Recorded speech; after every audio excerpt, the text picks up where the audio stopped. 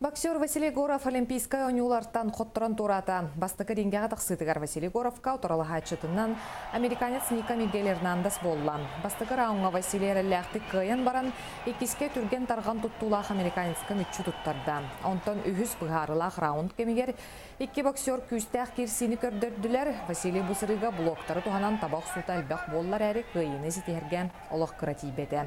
Onun iki bir ақсанынан Ника Эрнандес қойылағынан аттаннан. Боксаға Россия сүмердемет командатын қылавына тренер Александр Лебзяк. Василий олық үшіге боксаны көрдірді. Мен санық бар. Бейгі қайды бұт олар әрі судьялар атақаға күстәқ американиғы өйетлерден интервью берді. Пелетен әттіға сақасырен спортсменін Василий Горов олимпиадаға бұл бастықы күтті болар.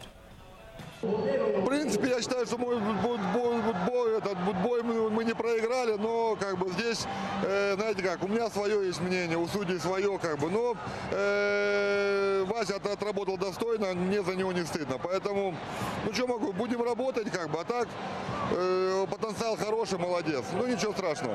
В третьем раунде включился по-настоящему наш боксер. Ну, знаете, просто мы американца как бы посмотрели, он действительно бьющий, бьет такие двойки, тройки. Ну, как бы в первом мы ему сказали, чтобы он первый раунд выдергивал на себя, встречал и развивал атаку. Что-то получалось, что-то не получалось. Хотя я считаю, первый раунд мы выиграли, но судьи отдали в другую сторону.